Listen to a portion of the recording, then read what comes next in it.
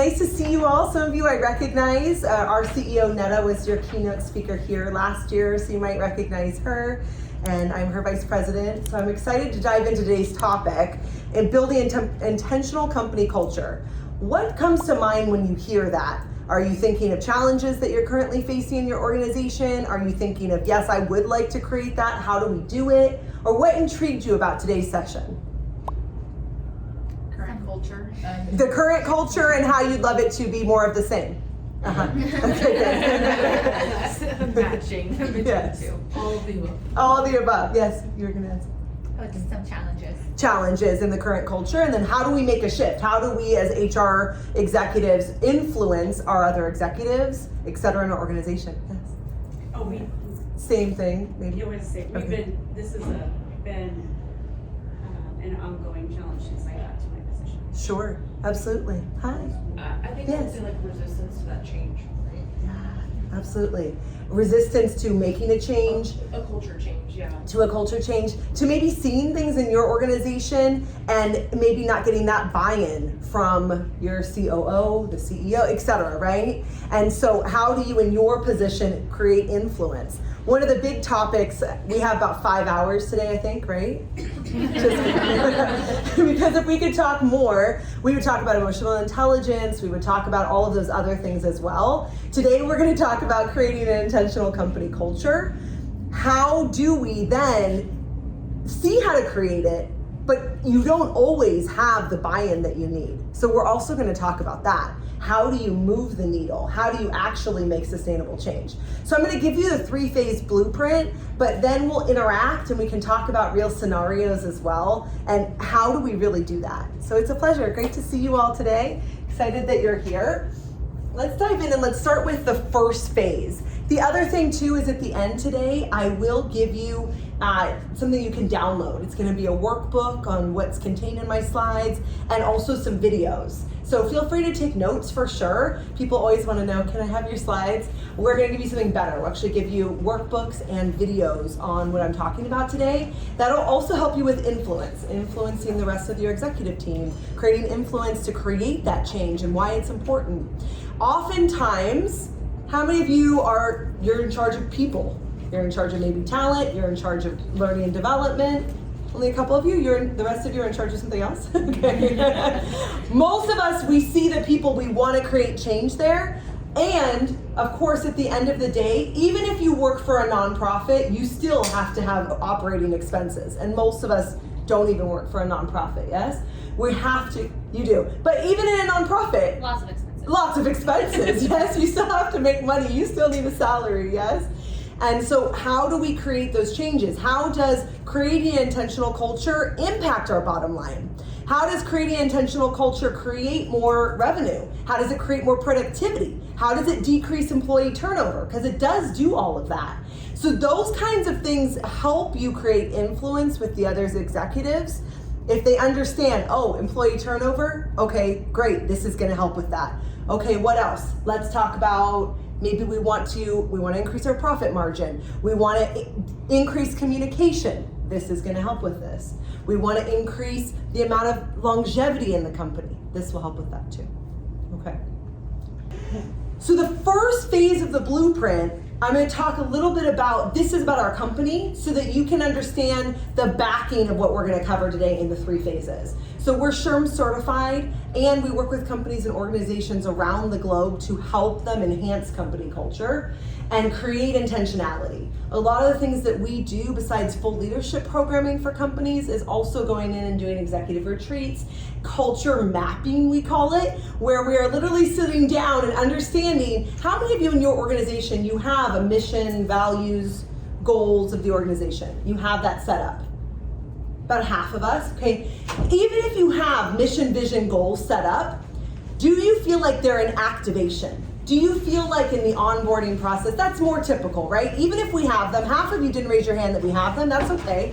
That's where we'll start, right? What is our mission, vision, values, goals? That's a great place to start. But even if we have them, today we're gonna talk about how do we activate them? How is it that we intentionally hire for the mission, vision, values, goals? What's our messaging look like? How do we onboard tied to them?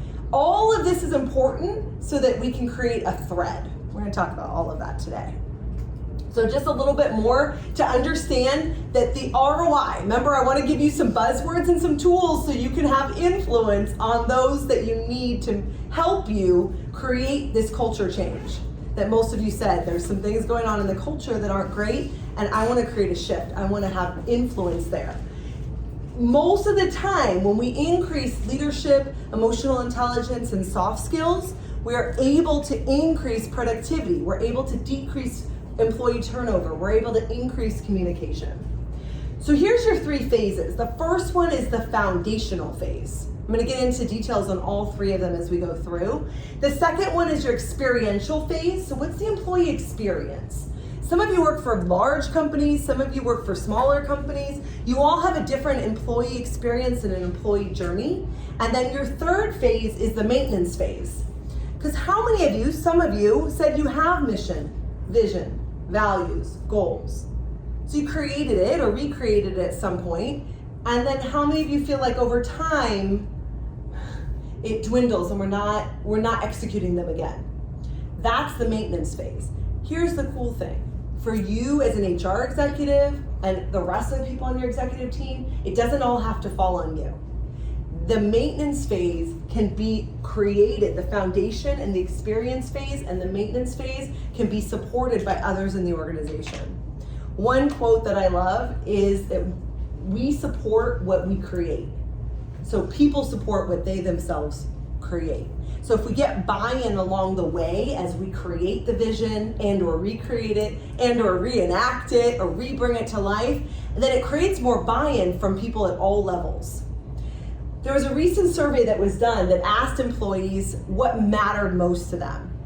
What do you think was said? This is employees in California. There was over 20,000 employees, different industries, so it's irrelevant about the industry or the particular company. What do you think they said overall? These were not executives, regular employees in different organizations. What mattered most to them? What do you think that they said? Workplace environment. Workplace environment. What else? Being treated fairly. Being treated fairly, inclusivity, work-life balance, absolutely.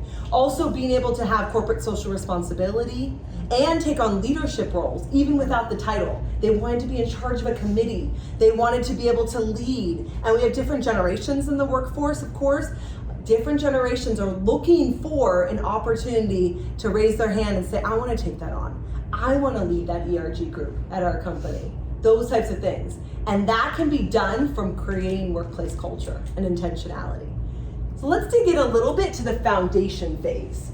This is where we define the company culture and values. This is where we create a plan to activate them, acquire the right talent, and set up the new hire for success. So this is the foundational phase. So you can think, as we're talking today, where is my organization at? About half of you raised your hand that the organization you work for has a mission, vision, values, and goals already set up. So if they don't, you're starting kind of there. The half that said, yes, we already have a mission, vision, values, and goals, perfect. Now we're going to talk through what to do after we've already established them. So if you're establishing them, here's some questions that we can ask. What type of culture are we looking for? What type of values are we committed to? Service values, do we have team values? I'm going to talk about this for a minute, and product values. So how many of your organizations, you have values in different categories? We were talking a little bit earlier, you might have values for the call center. You might have values on the retail side of the company. You might have values for the warehouses, yes? They may be different and they may all be cohesive. How many of you have different sets of values for different pieces of the organization? A little bit. Yeah. Tell me.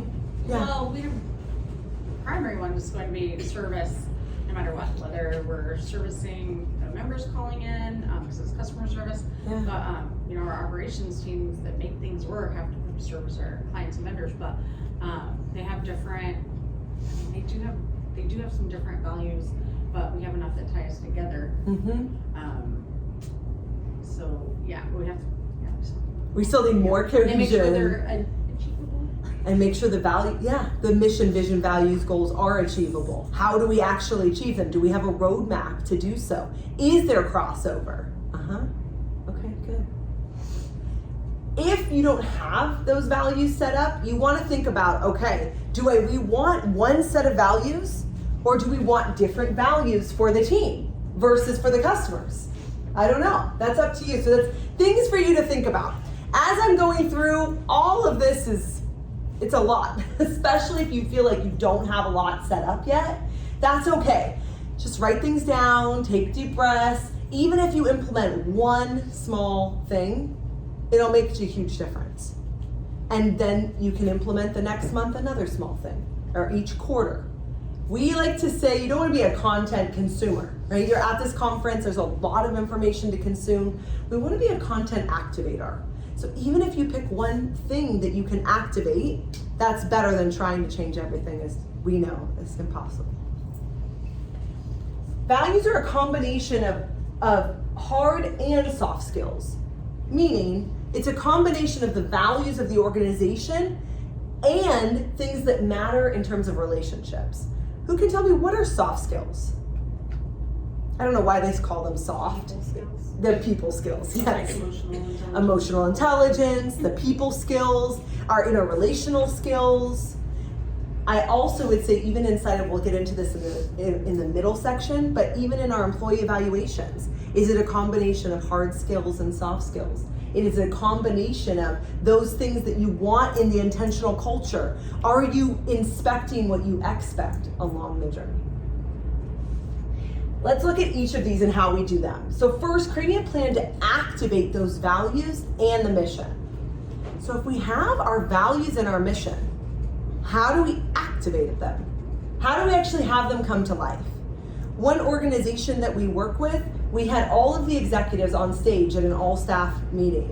And what we had them do is they actually one by one shared one of the company's values that meant something to them and how they activate it, what it means to them, how they see it. And then they divided everybody in the room into small groups and they talked about, okay, we have values, but we never talk about them. And we don't even know how we define them. Just because it's a word like integrity, what does that even mean? How does that even live within inside of our organization? It was really powerful. They called it the blue culture because their company colors were that type of color. And it made a huge impact in them creating other initiatives. So that's one example of activating the values. Another company, each of the executive team, they went on video and they shared how these values and their mission played out, what it looked like to them, how they lived it in real life, and how it was affecting their customers. And they put it on their website. And in all of their Indeed and their LinkedIn job postings, they linked to it. And they said, we want you to know, this is our vision. These are our values. And this is how we activate them. Which creates a huge statement. Is it always perfect? No. Is it always happening? No. But it sets a message of the type of person you're looking to attract. I want you to think about somebody in your organization, they're probably not sitting next to you, hopefully, that you would love to fire. Somebody in your organization is driving you nuts, okay? And I want you to think about, so pick somebody. Don't worry, I won't record it or put it on social media. It might be an HR violation. Think of somebody, okay? Somebody in your organization, maybe you don't want to fire them, but it's like it's not working well. Maybe they're on a performance improvement plan, or maybe they just bother you for whatever reason. It's okay, we're human. Now I want you to think about why. Why do you want to fire them, or why do they bother you, or think about what's the reasoning behind it. Does anybody want to share some of the reasons that you would want? I mean, we have a pretty established culture where I work, and part of that is the soft skills, right? Like the people skills, I love that. and relationship, and getting people to buy in. And this person does not believe in that at all. It's very transactional. Like it's very like, you need to do this for me because I'm your boss, and you need to produce. And it's hard to get people to buy in and want to work for you when you don't build that relationship, and they don't feel like there's that need there. Yeah, it's a great example if they don't fit your culture. They don't fit, it's the soft skills. That's what you're looking for. Absolutely, it's a great example of what I'm talking about. Anyone else, the reasoning behind somebody that you're just driving you nuts? Yeah. We have, I work at a company that's just barely starting to do that culture shift of moving away from the old cowboy days and the, everybody's doing their own thing, nobody knows what's going on. There are a couple people, a lot of, the more tenured employees who find that a little more difficult because they like the way things are, they like the independence of the job. So there's been a couple of occasions where we say, okay, time to do sexual harassment training. No, I'm not gonna do that. No, I don't want to. I'm not going to. So the resistance to change. Right. I mean, they're being insubordinate, sure, but they're resistant to change. Mm-hmm. They don't want to move, and they like things the way that they were. Exactly. Okay, yeah, great example. Did you have another one? Well, just right now, I'm thinking of communication styles being completely different, specifically of countries. Okay. So one communication style is very relaxed. You'll know when you really need to know. On the other side is we always know what's going on. Yeah.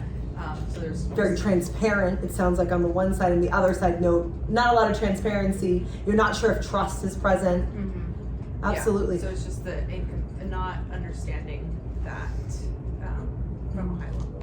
Absolutely. And maybe it's incongruent with the culture. Perhaps you have a value of transparency in your organization. Mm-hmm. So then there's an incongruency in that value. Yeah. Absolutely. When we do leadership executive consulting with different HR directors and CEOs, we talk about there's like a red bucket, a yellow bucket, and a green bucket. And your favorite employees, let's be honest, we have favorites, are in the green bucket. But unfortunately, it's about 10% of your direct reports, or you could say your whole organization.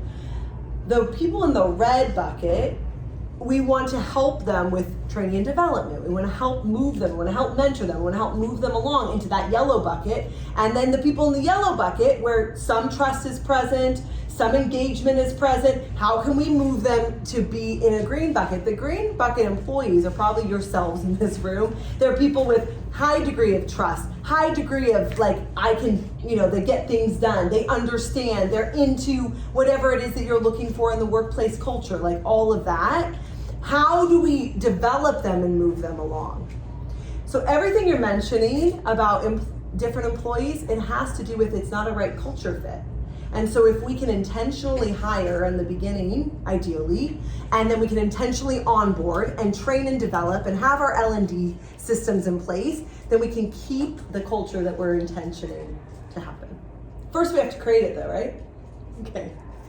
Acquiring the right talent based on your values.